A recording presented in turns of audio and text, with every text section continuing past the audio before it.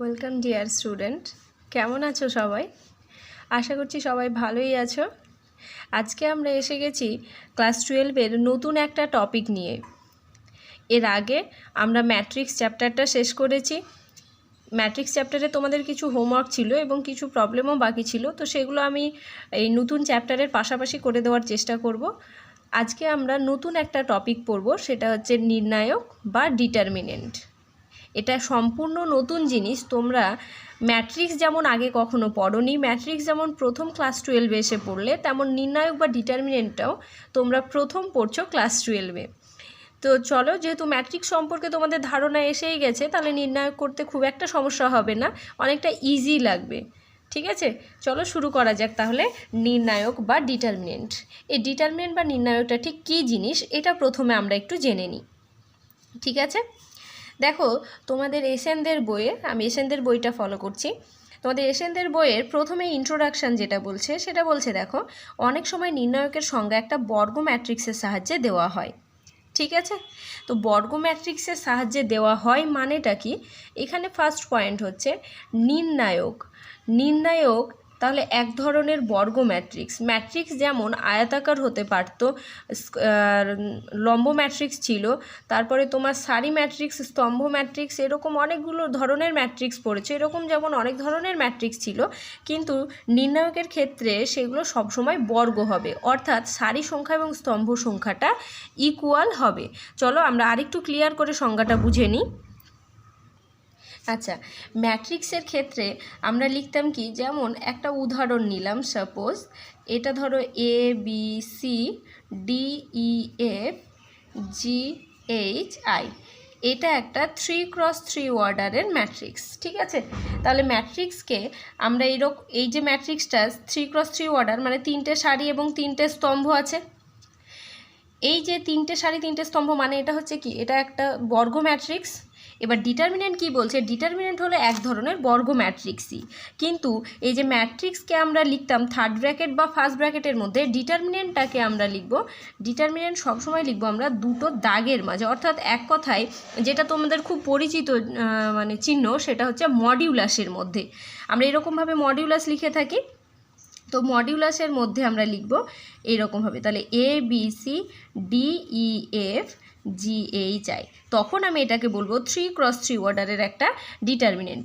আচ্ছা, যেহেতু এবার এই প্রসঙ্গে একটা কথা বলে রাখি, যেহেতু ডিটারমিনেন্টের সংজ্ঞাতেই বলা হয়েছে যে ডিটারমিনেন্ট এক ধরনের বর্গ ম্যাট্রিক্স, তার মানে ডিটারমিনেন্ট সবসময় সারি এবং স্তম্ভের সংখ্যা একই থাকে। ঠিক আছে, ফলে আমাদের এই 3x3 আলাদা করে লেখার প্রয়োজনটা পড়ে না, কারণ আমি সারি যদি জানি 3, তাহলে স্তম্ভ 3ই হবে।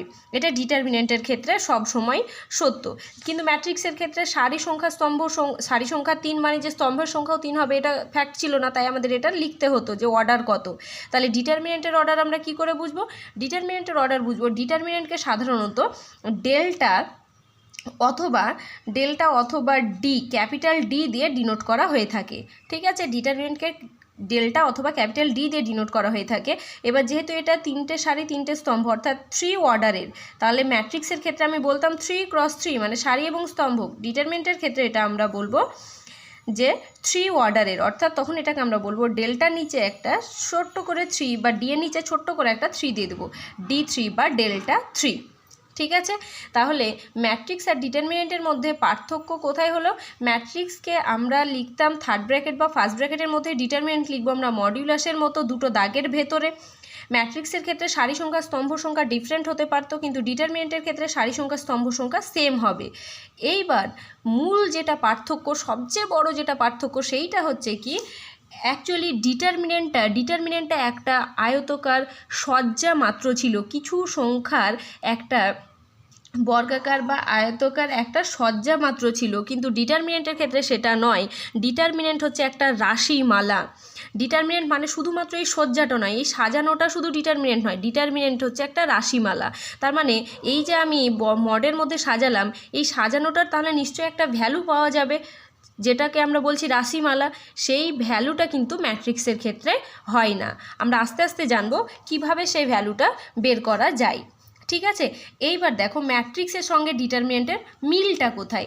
ম্যাট্রিক্সের সঙ্গে ডিটারমিনেন্টের মিল হলো, যদি আমরা ধরো একটা এ ম্যাট্রিক্স নিয়ে নিই, সাপোজ একটা ম্যাট্রিক্স নিয়ে নিলাম কি A11 A12 A21 A22, অর্থাৎ 2x2 অর্ডারের একটা ম্যাট্রিক্স নিয়ে নিলাম।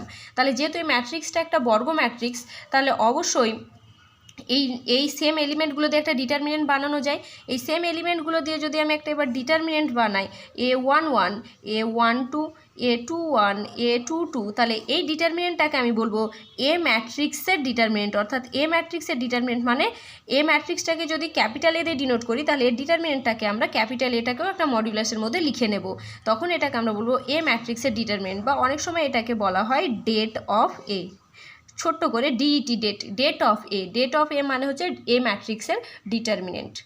ঠিক আছে, তাহলে এই একটুখানি প্রাইমারি ধারণা আশা করছি তোমাদের দিতে পেরেছি। ডিটারমিনেন্ট জিনিসটা কি, ডিটারমিনেন্ট অ্যাকচুয়ালি ম্যাট্রিক্সেরই, অনেক সময় বলা হয় একটা বর্গ ম্যাট্রিক্সেরই ডিটারমিনেন্টের সাহায্য সংজ্ঞা দিতে গেলে, ডিটারমিনেন্টের সংজ্ঞা দিতে গেলে আমরা বর্গ ম্যাট্রিক্সেরই সাহায্য নিয়ে থাকি।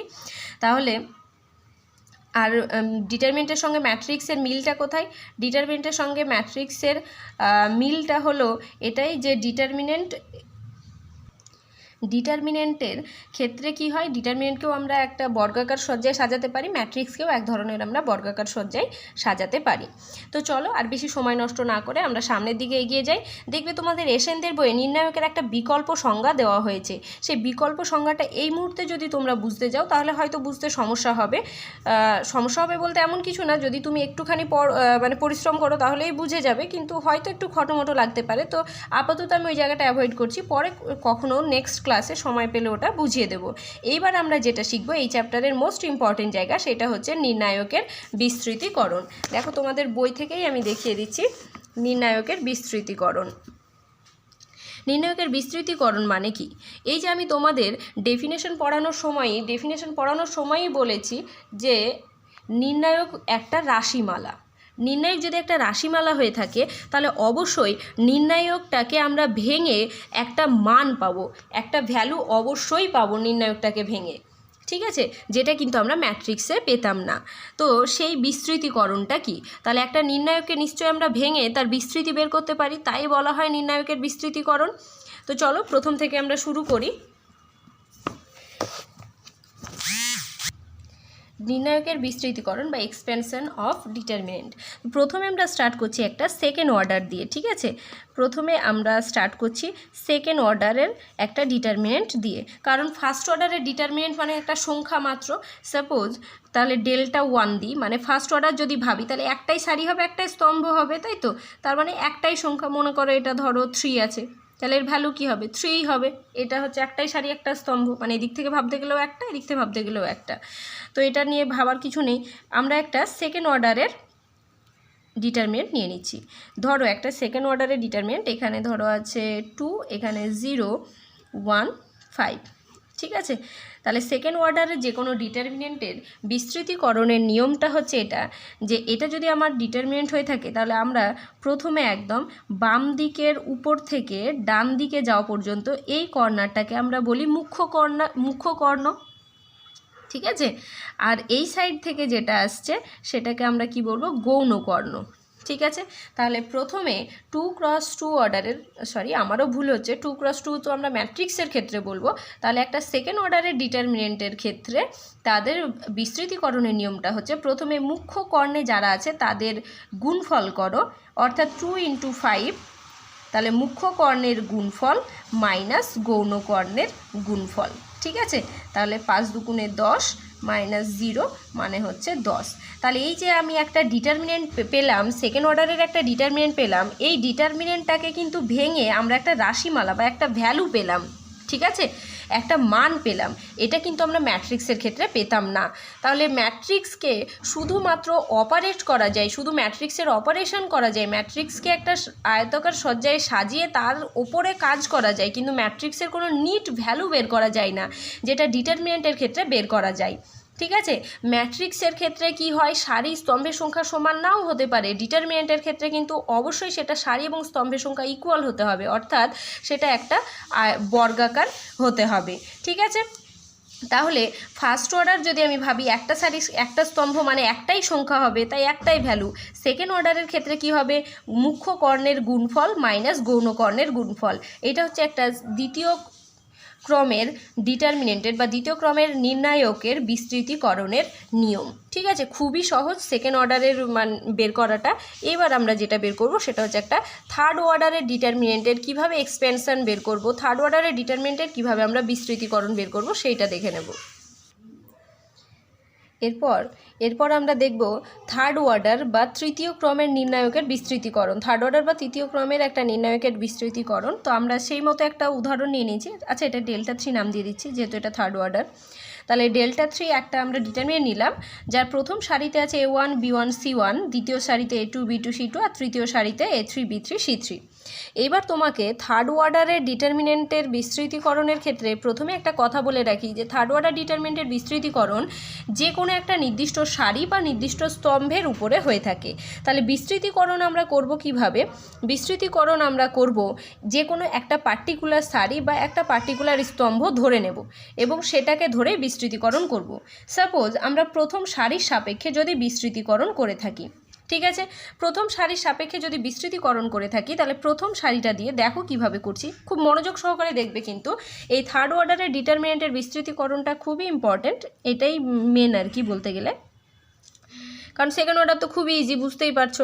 থার্ড অর্ডারটা বুঝলে তখন ফোর্থ অর্ডারটা এমনি নিজেরা করে নেবে। ফোর্থ অর্ডার জেনারেলি পরীক্ষায় তেমন আসেই না, ফোর্থ অর্ডারটা সেরকম পরীক্ষা হয়তো আসবেই না, তোমার থার্ড অর্ডারটাই জানতে হবে। তো এবার দেখো আমরা যদি প্রথম সারির সাপেক্ষে, তো এই প্রসঙ্গে বলি প্রথম সারি দ্বিতীয় সারি বা তৃতীয় সারি, প্রথম স্তম্ভ দ্বিতীয় স্তম্ভ বা তৃতীয় স্তম্ভ, যে কোনো একটা সারি বা যে কোনো একটা স্তম্ভের সাপেক্ষে তুমি বিস্তৃতি করতে পারো। যেহেতু প্রথমবার বিস্তৃতিকরণ করছি তো আমরা প্রথম সারিটাই ধরে নিলাম। তাহলে প্রথম সারির সাপেক্ষে যখন বিস্তৃতিকরণ করবে তাহলে দেখো প্রথম সারির প্রথমে কে আছে A1, A1কে লিখে দাও। ঠিক আছে, তাহলে A1 স্থির, A1 স্থির থেকে এই A1টা যে সারিতে আছে সেই পুরো সারিটাকে বাদ দিয়ে দাও, আর A1টা যে স্তম্ভে আছে সেই স্তম্ভটা বাদ দিয়ে দাও। তাহলে A1 আছে এই সারিতে, এই সারিটা বাদ, A1 আছে এই স্তম্ভে, এই স্তম্ভটাও বাদ। তাহলে কে পড়ে থাকলো, এই B2 C2 B3 C3। এই যে B2 C2 B3 C3 এইটাও তো একটা, তাহলে এই চারটে সংখ্যা দিয়ে দেওয়া একটা 2x2 অর্ডারের ডিটারমিনেন্ট হয়, সেইটাকে তুমি A1 এর পাশে লিখে ফেলো। তাহলে এই B2 C2 B3 C3 এইটা তুমি লিখে ফেললে, ব্যাস হয়ে গেল। A1 এর পর এবার তাহলে পরের এলিমেন্ট কি আছে B1, এইবার লিখবে B1। ঠিক আছে, তাহলে B1 এর আগে কি হবে, এর আগের চিহ্নটা হবে মাইনাস। কেন হচ্ছে সেটা আমি পরে বলে দিচ্ছি। তাহলে মাইনাস B1, এবার B1 স্থির, তাহলে B1 যে সারিতে আছে সেই সারিটা আর B1 যে স্তম্ভে আছে সেই স্তম্ভটা বাদ।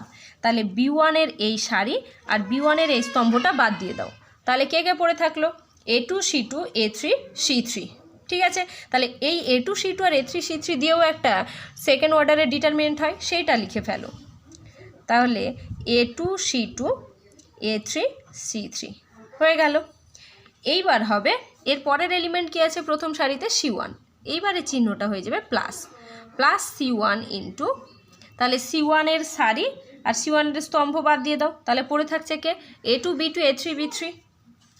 তাহলে A2 B2 A3 B3, ব্যাস এই হয়ে গেল তোমার ফার্স্ট স্টেপ কমপ্লিট। এটাই মেন মানে আর কি বিস্তৃতিকরণ। এইবার যেগুলো ছোট্ট ছোট্ট ডিটারমিনেন্ট, তাহলে এই যে বড় একটা থার্ড অর্ডারের ডিটারমিনেন্টকে ছোট্ট ছোট্ট ডিটারমিনেন্টে ভেঙে নিয়েছো, ছোট্ট ছোট্ট ডিটারমিনেন্ট ভাঙার নিয়ম তোমরা অলরেডি জেনে গেছো, এবার করে ফেলো। তাহলে A1 ইন্টু এই সেকেন্ড অর্ডার ডিটারমিনেন্ট ভাঙার নিয়ম জানো, প্রথমে মুখ্য কর্ণের গুণফল মাইনাস গৌণ কর্ণের গুণফল। তাহলে B2-র সঙ্গে C3-র গুণ মাইনাস B3-র সঙ্গে C2-র গুণ, মাইনাস B1 ইন্টু এবার A2-র সঙ্গে C3-র গুণ মাইনাস A3-র সঙ্গে C2-র গুণ, প্লাস C1 ইন্টু A2-র সঙ্গে B3-র গুণ, তাহলে A2 B3 minus A3 B2। এই যে রেজাল্টটা তুমি পাবে, আমি যেহেতু এখানে A1 B1 C1 দিয়ে আমি ডিটারমিনেন্টটা তৈরি করেছি, যদি এটা সংখ্যা হতো 1 2 3 4 5 6 দিয়ে সংখ্যা হতো তাহলে নিশ্চয়ই বুঝতে পারছো যে এইগুলো ক্যালকুলেট করে একটা মান পাওয়া যেত, সেইটাই হয়ে যেত আমার ডেল্টা 3-র মান। তাহলে এই হচ্ছে আমার থার্ড অর্ডারের একটা ডিটারমিনেন্ট ভাঙার রুলস। এবার এই যে প্লাস হচ্ছে মাইনাস হচ্ছে এইটা কি রুলস, এই রুলসটা আমি তোমাদের বলে দিই। প্লাস মাইনাসটা হচ্ছে পজিশন অনুযায়ী হয়, ঠিক আছে। তাহলে এইটা একটা থার্ড অর্ডারের ডিটারমিনেন্ট ধরো, তাহলে এটা প্রথমে যে এলিমেন্টটা আছে সেই এলিমেন্টটাকে আমরা নেব কি, সেই যে এলিমেন্টটা এইটা হবে প্লাস দিয়ে স্টার্ট, প্লাস মাইনাস প্লাস, তাহলে minus plus minus plus minus minus, এই রুলসটা তোমাদের মনে রাখতে হবে। Plus minus plus minus plus minus plus minus minus plus. তাহলে প্রথমে A1 তাই A1-এর সামনে প্লাস, B1-এর জায়গায় মাইনাস তাই B1-এর সামনে মাইনাস, আবার C1-এর জায়গায় প্লাস, ঠিক আছে। এটাও আবার কিভাবে হয় তারও একটা রুলস আছে, এটা মনে রাখলে আরও ভালো। প্রথম যে এলিমেন্টটা, যে কোনো ডিটারমিনেন্টের ক্ষেত্রে প্রথম এলিমেন্টটা, এটাকে তো আমরা এরকমভাবে লিখি -1-এর পাওয়ার, ও কোন সারিতে আছে, -1-এর পাওয়ারে A1টা কোন সারি, কত নম্বর সারিতে আছে, 1 নম্বর সারিতে, কত নম্বর স্তম্ভে আছে, 1 নম্বর স্তম্ভে, এদিক থেকেও 1 নম্বর এদিক থেকেও 1 নম্বর, তাহলে -1-এর পাওয়ারে 1 নম্বর সারি প্লাস 1 নম্বর স্তম্ভ, ঠিক আছে। 2 নম্বরে কি আছে, -1-এর পাওয়ারে, তাহলে এটা কত নম্বর, B1টা কী হয়ে যাচ্ছে, B1টা তাহলে 1 নম্বর সারি 2 নম্বর স্তম্ভ, তাহলে পজিশান বুঝতে হবে, তাহলে এই পজিশানটা কি 1 নম্বর সারি 2 নম্বর স্তম্ভ, এটা -1-এর পাওয়ারে কি 1 নম্বর সারি 3 নম্বর স্তম্ভ, আবার এটা -1-এর পাওয়ারে, এবার কিন্তু সারি পাল্টে গেল, এটা প্রথম সারি শেষ, এবার 2 নম্বর সারি, স্তম্ভ কত 1 নম্বর স্তম্ভ, এটা -1-এর পাওয়ারে 2 নম্বর সারি 2 নম্বর স্তম্ভ, এটা -1-এর পাওয়ারে 2 নম্বর সারি 3 নম্বর স্তম্ভ, এইটা হচ্ছে -1-এর পাওয়ারে, এবার সারি কত হয়ে গেল 3 হয়ে গেল, তাহলে 3 নম্বর সারি 1 নম্বর স্তম্ভ, -1-এর পাওয়ারে 3 নম্বর সারি 2 নম্বর স্তম্ভ, এটা -1-এর পরে 3 নম্বর সারি 3 নম্বর স্তম্ভ। এবার বুঝতে পারছো, তাহলে -1-এর পরে 1 + 1 মানে কি 2, এবার নেগেটিভের পাওয়ার যদি জোড় সংখ্যা হয় তাহলে সেটা কি হয়ে যায়, পজিটিভ হয়ে যায়। নেগেটিভের পাওয়ারে 1 + 2 মানে 3, মানে বিজোড় হলে কি হয়, নেগেটিভ হয়। -1-এর পাওয়ারে জোড় মানে প্লাস, আবার এটা মাইনাস, আবার এটা প্লাস, আবার এটা দেখো -1-এর পাওয়ারে 5 মানে মাইনাস, আবার এটা প্লাস, এটা মাইনাস, এটা প্লাস, ঠিক আছে। তাহলে খুব যেটা তোমাদের সহজ মনে হবে সেই নিয়মটা মনে রাখবে, প্লাস দিয়ে স্টার্ট করে অল্টারনেট করে একটার পর একটা বসিয়ে যেটা হয় সেটা, বা তুমি পজিশন অনুযায়ী মনে রাখতে পারো যে প্লাস মাইনাস কিভাবে হয়। তাহলে পজিশন অনুযায়ী সারি সংখ্যা স্তম্ভের সংখ্যার যোগফল করবে, -1-এর পাওয়ারে সারি সংখ্যা প্লাস স্তম্ভের সংখ্যা, মানে ওই এলিমেন্টটা ওই পজিশনটা কত নম্বর সারিতে আছে কত নম্বর স্তম্ভে আছে, মাঝে হলে কি হবে 2 নম্বর সারি 2 নম্বর স্তম্ভ, এটা হলে কি হবে বুঝতেই পারছো 1 2 3 নম্বর সারি আর 2 নম্বর স্তম্ভ, সেই রকম।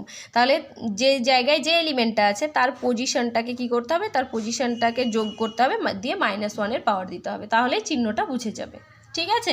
তাহলে এই হলো আমাদের একটা তৃতীয় অর্ডারের, তৃতীয় ক্রমের নির্ণায়কের বিস্তৃতিকরণ।